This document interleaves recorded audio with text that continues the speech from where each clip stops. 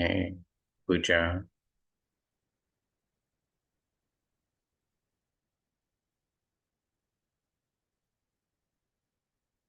So we'll continue where we left off the last time in discussing this special text by Ab Amon.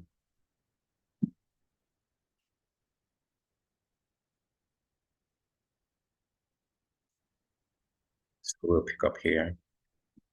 Because likewise, such a mode of speech is the first and most ancient, and especially because those who first learned the names of the gods and goddesses, having mingled with their own proper tongue, delivered them to us, that we might always preserve immovable the sacred law of tradition in a language peculiar and adapted to them. For if any other thing pertains to the gods and goddesses, it is evident that the eternal and immutable must be allied to them. So recall the last time we were talking about how the names of the divinities come about and how the names of the divinities are more simple in their presentation than the names of, of people, of human beings. And here he's talking about sacred law of tradition, so that the names of the gods and goddesses must be in such a way that it is able to be aligned or infused into mystical philosophy, spiritual philosophy. So you have what is referred to as commonly as hieroglyphs or hieroglyphic text. But the proper term is Medtu, divine speech. And so the names of the gods and goddesses are like a code infused into the Medtu that reveals certain insights into the nature of the human soul. So to show an example of that, we'll stop share and then we'll share again. Here is a segment of a papyrus paper that is referred to as the Papyrus of Unefer. And it is held in the British Museum, where that's where it was when I took this picture. And you can see it's on a rectangular board. So what happened was when Egyptologists first started to find these manuscripts in the 1800s, they were very long. So what they would do is that they would chop them up, they would cut them up into pieces and paste them onto boards. And and so they would essentially separate the text, and I guess it made it easier to study and to translate and things like that. But I'm more of a purist, and I don't believe in, because these are spiritual documents. These are religious documents. These are philosophical documents, and people should not be cutting them up and putting them up. If you want to display them, display the whole text, find a way to display it in its original state. And that's what they also did with the some of the mummies they were finding, the Kats, which are the spiritual bodies Mummification is a spiritual ritual related to the soul.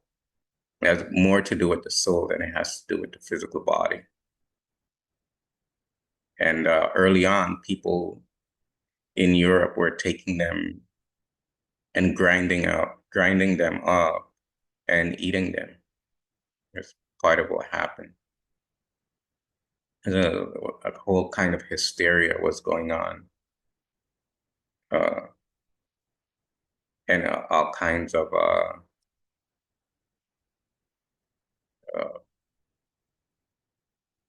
delusions. I'll put it that way.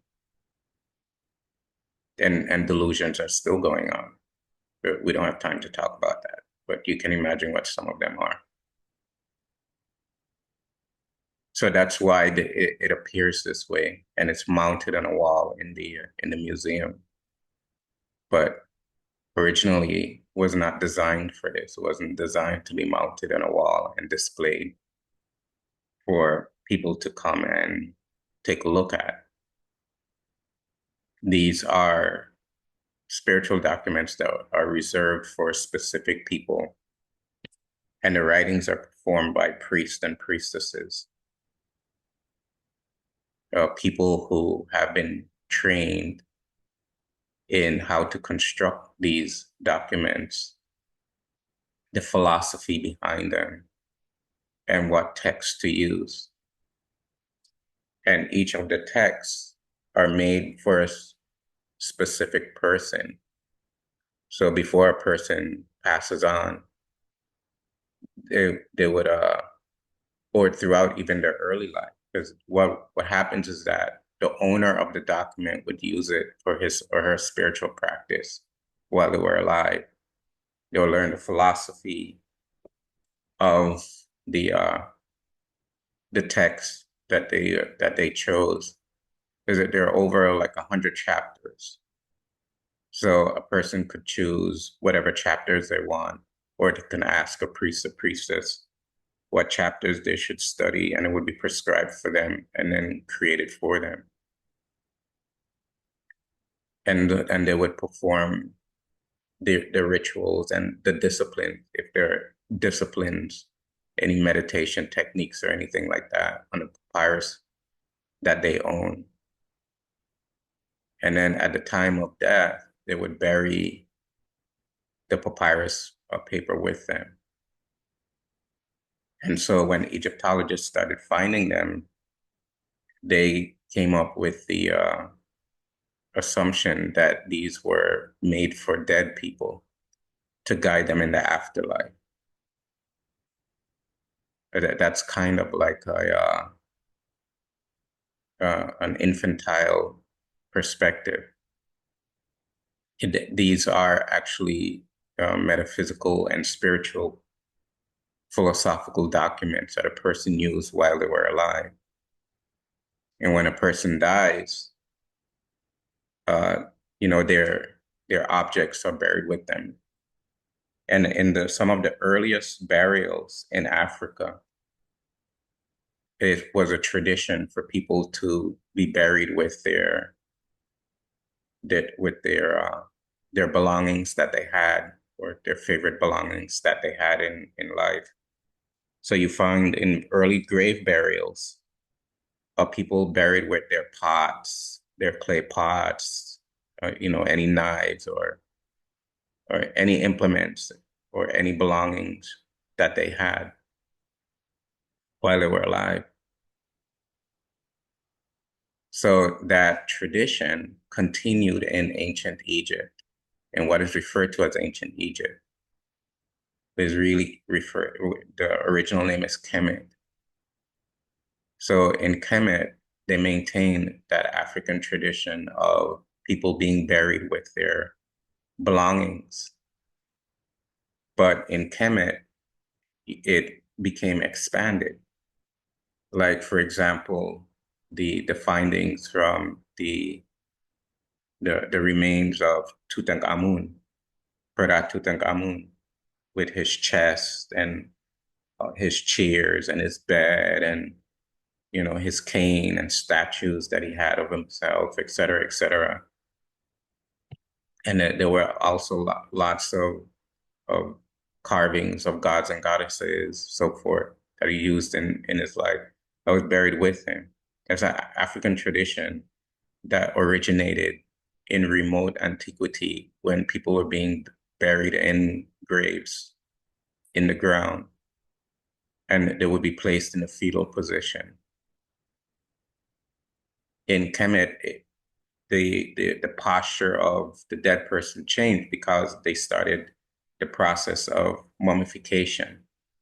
So the person started being laid on their back in their Syrian posture or some other posture. One of the common postures will be with the arms crossed, like in this posture here.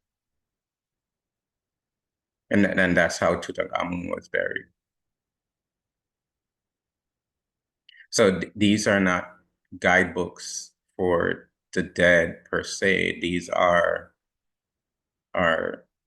spiritual disciplines that helps a person to understand what it means to live and to die and how to transcend the duality of life and death. So it's not about going in the underworld and traveling through and then rising with the sun again. That's kind of an exoteric perspective. The esoteric perspective is you learn this, what you're looking at is a document on spiritual psychology. What is to have that idea of rising with the sun again? What that really means is you emerge in your spirit consciousness. And if you rise with the sun, it means that you are the essence of that manifestation that is being referred to as the sun.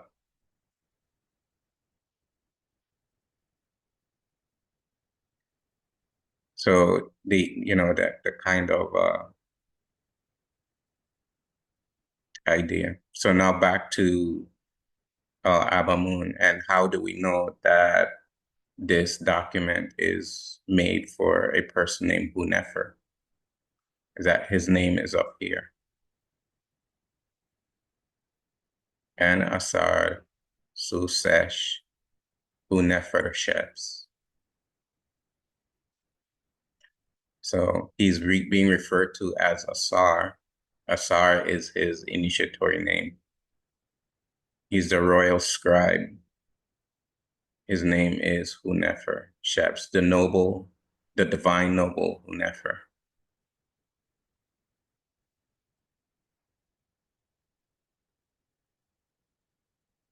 And here you see the name of the divinity. Here's Ra, here's his name. Tem, here's his name. Etc., etc. Here's Shu, Tefnut, Geb, Nut, Seb, Aset, Nebahet, etc., etc. Sa, and then the Watu, the three Wat divinities. So Wat, Resud, etc., etc. Here's Wat Amentet and Wat Met. And then in the document itself, this personality who is sitting on this throne in the shrine,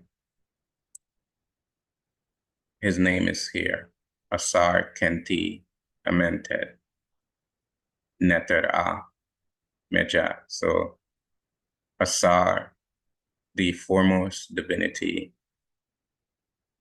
of the Amentet of the netherworld, the great divinity,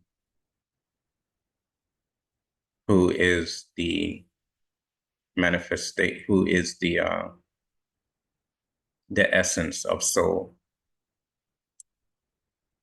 And then here you have the four sons of Heru, and here are their names. Meseti, Happy, Duamotet. One is missing. Kepsunuf his name is, maybe it's around the pole somewhere, don't see it. And then here you have this divinity, and his name is here, Meduje an Heru Anetejnu Tef.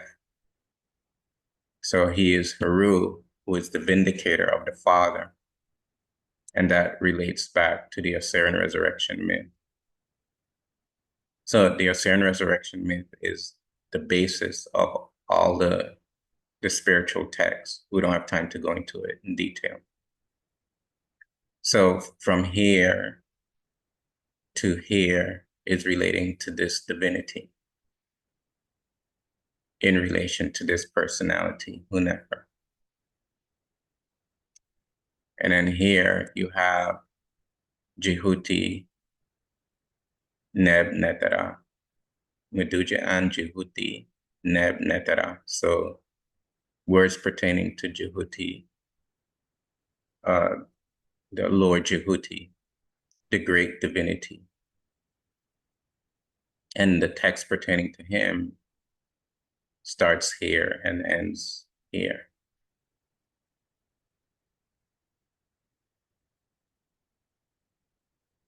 And then here you have Ma'at, you have Ahmed. Text related to Ahmed is here.